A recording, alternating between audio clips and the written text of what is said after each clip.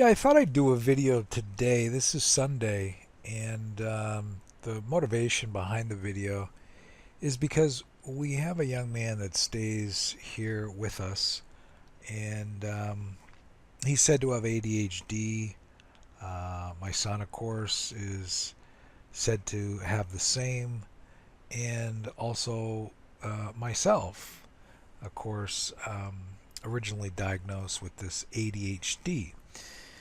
And it's very interesting over the years looking at my emotions, journaling them, and looking at how I behave not only as a human being but as a trader in and around these times of the month, which we call um, moon cycles or new moons, full moons, and that kind of thing.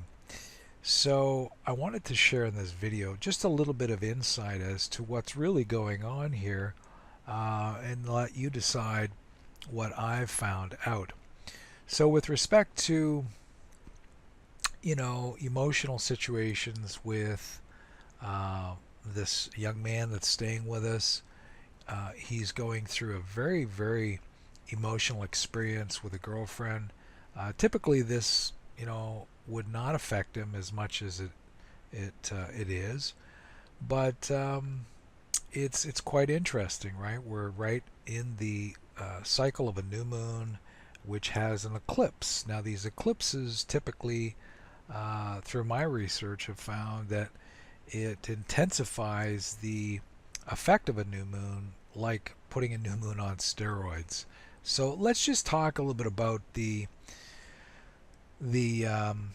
field of energy that we live in with respect to the electric field, which can be measured, and I'm going to show you some charts from the observatories that measure the electric field and relate that through to the cycle of the moon and how that makes me feel. And also, perhaps you can be interested enough to look at it from your own perspective. So, let's take a look at the electric field of the Earth.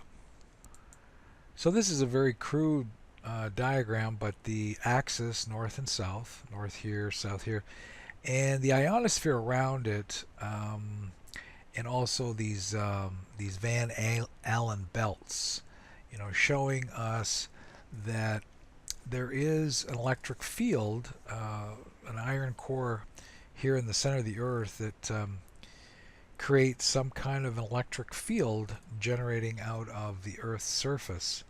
And one of the things that everybody does seem to know and agree on is that there are strong effects on the ocean due to the moon. It creates the tides in the ocean, and these moon tides, if you will cause the ocean to rise and fall as much as 50 feet, for example, in the Bay of Fundy.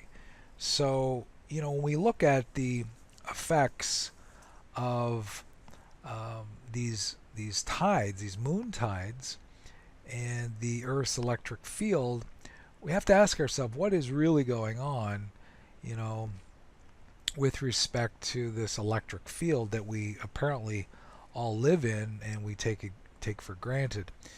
The solar wind that carries ionized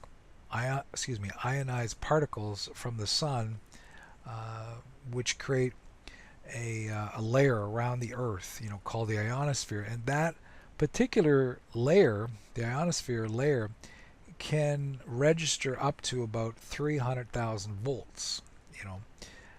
The Earth's surface, upon essentially where we stand, is 0 volts. It's the 0 volt end of a battery, for example.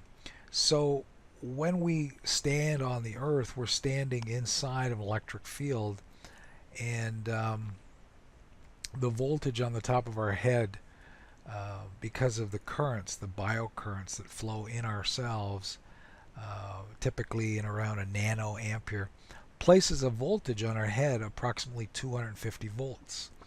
And the situation is that the electric field that's fluctuating during the cycle of these new and full moons, causing the rise and fall of the electric field that we're standing in.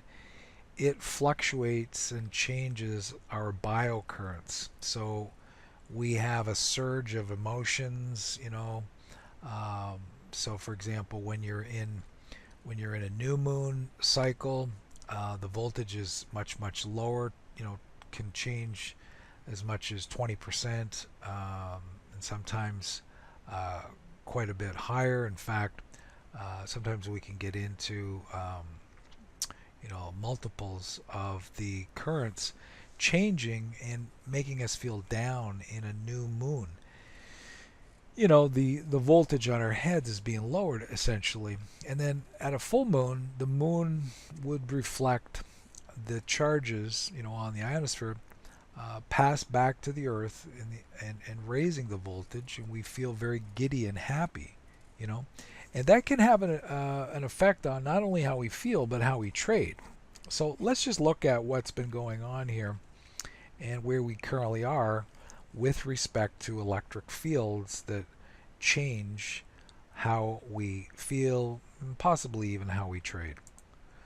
So today is the 20th. Like I said, it's a Sunday. The new moon is on the 22nd. You can see here the new moon is the 22nd. So if, for example, I was going to go back to the full moon on the 7th, you'll see what the full moon looks like. We've got 100% energy.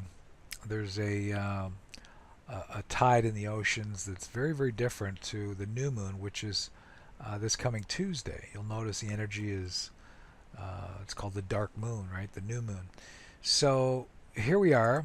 And for example, Friday on the 18th, what we've been noticing throughout the week leading up into the solar eclipse that's going to be tomorrow on the 21st is that there's been a huge amount of electric geometric energy in the Earth's electric field, and that can change due to the moon cycle that we're in. Can change the current, the biocurrent in our bodies. So let's just take a look at some of the readings just leading up into Friday, and what sort of readings we're getting, in that electric field, and how that really is quite significantly different than a new moon without an eclipse. Okay, so because I'm up here in Canada, the closest magnetic observatory is the OTT in Ottawa, so that's the one we'll be using. Now, when we have a look at the OTT, you'll see it here. This is Ottawa, Canada. What we're going to do is we're going to look at, coming into the 18th. Okay, let's take a look at, for example, we'll go back to Thursday, Wednesday, Thursday, and then we'll look at Friday. Okay, so we'll go to the 16th, 17th, and 18th. So what I've done is I've showed the hourly ranges for the electric field on the Earth being measured by the observatory here in Ottawa, and you can see that it's pretty nominal, which is typically the case, about 10, and goes up to about 15 on the 16th. Now, as we come into the 17th, it starts to peak up a little bit, and let's look at the next couple of days. So you can see as we come into the 17th and the 18th that our numbers are jumping higher, like we're up into 40, and that's a huge jump in electric field measured, at the observatory here in Ottawa. So you see as we go from the 17th into the 18th, we're still very high. We're like up and around 30, right? And this strong energy where you see these green peaks, this is like, 3 times typical.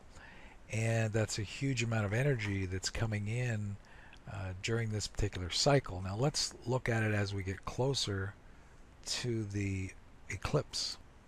So you see here as we get into the 19th, and then in the 20th, we're up into, 50.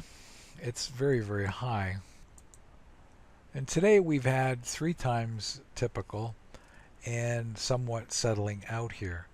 But it gives you an idea, for example, in around a new moon. Now let's just look at the inverse of that at a full moon. Okay, so the full moon was back on the 7th, so let's go look at the 7th. So you can see coming into the full moon on the 7th, approximately, the 6th to the 7th, we're getting 3 times normal here in energy, electric energy. So this can have a huge effect. And over the years, my style has been when, for example, I have a new moon, like say on the 22nd here, I'll count 1, 2, 3 days, possibly even 4 days, depending upon what this graph is showing, whether or not I'll even trade at all. And if I do trade, I'll trade quite small. The reason I mention this is because, as we look at our system and, in terms of Drummond energy bands, it's a very, very good system, of course. But when we look at the operator of the system, there are times when the human mind has what we'll call a bad hair day. And typically, if you do some research, I challenge you to do some research and find out if your journaling reflects this. Now, you can take your past journals and go through it, and that's probably better. That way, it's not a self-fulfilling prophecy, but it's just astounding how much, at least in my research and many other people that I've talked to, have found this to be the case, to have insight as to uh, these particular points during the month in which we can minimize drawdown, we can minimize, for example, making mistakes, those kinds of things, typically in these areas. So anyway, I thought I would share that with you. If you have questions, of course, you can always send them over to jb@drummondenergybands.com. Thank you for your interest.